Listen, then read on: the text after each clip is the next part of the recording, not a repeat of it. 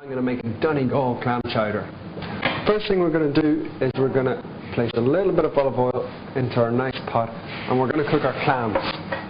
So the first thing I want to do is I want to cook these beautiful clams that I have. I'm going to get some nice olive oil into my pot, and once that starts to heat up, I'm just going to put some beautiful little shallots in there.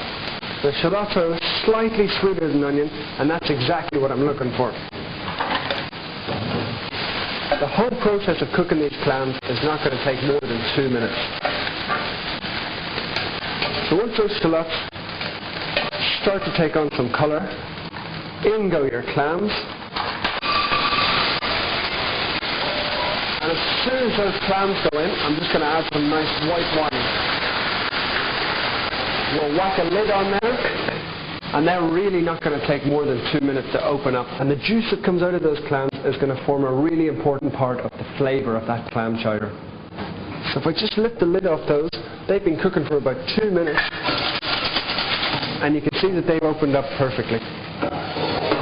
We're going to turn that gas off. So we're going to get those clams into the strainer. And you can see all that beautiful juice coming down there. That's what I was talking about. That really is the key to the whole dish.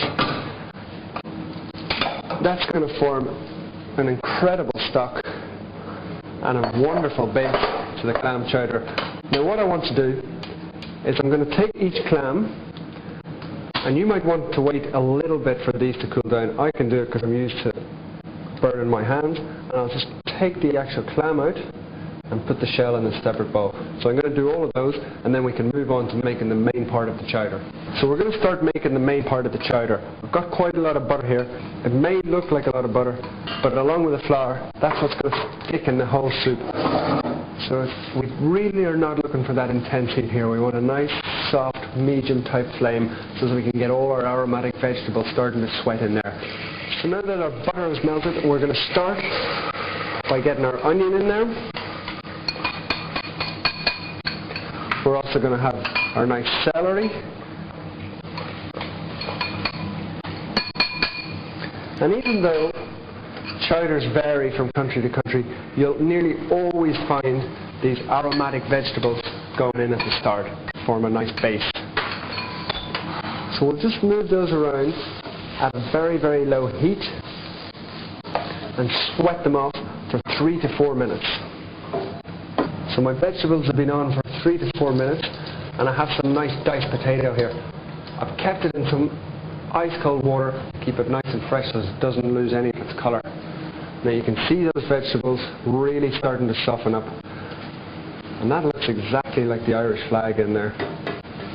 Very appropriate, seeing as it's a beautiful Donegal chowder. So in go the potatoes. We'll just move those around. And now the next ingredient that I'm going to place in there is the flour. Now I explained at the start that we had a lot of butter in there. We're adding our flour. What that's going to do is that's going to form what's called a roux, and that's going to be the thickening agent for the whole chowder. So in that goes. And at this stage, you really don't want to leave your chowder. You want to keep that flour stirred, because if you leave, that flour is going to catch to the bottom and you're going to have a burnt flavour through the whole chowder. So we keep stirring it, and it's very important for this chowder that you have all the ingredients at hand. They're all right beside me, as you can see. You should do the same before you set up.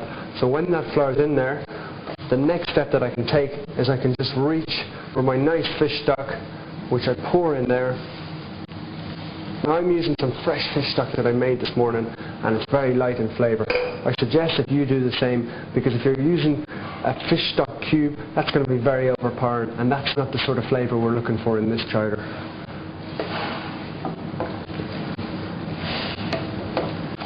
I'm also going to add my cream. There's no doubt that this dish is full of flavour. I've also got the wonderful flavoursome juice that I saved from the clams. And as I said, that's really the body of this chowder. That's where that rich clam taste is going to come from. So now that I have everything in there, apart from a few garnishes that we're going to add at the last minute, I can take the spoon out, I can put the lid on, and that's what I love about this dish. It's like a stew, it's like a soup. You put all your ingredients in one pot, you leave it for 40 or 15 minutes, and when you open that lid, you're going to have a velvety, beautiful chowder ready to go.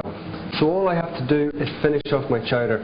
Now, as I said, I've had this on for about 40 minutes on probably the lowest heat that you can manage, and you'll see that if I stir that, it's like absolute velvet.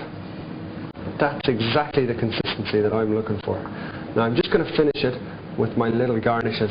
So I have the great clams that I kept from earlier on. They're going to go in first. I'm also going to get a nice bit of chopped parsley. That's going to bring the whole thing to life and add a great colour.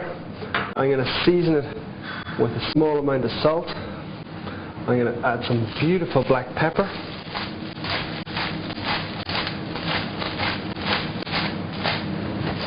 And the last thing I'm going to add, and I'm adding this for two reasons basically, is the lemon juice. The lemon juice is going to A, give it a lovely kick with that citrus flavour working with the clams, and B, it's just going to thin it down ever so slightly.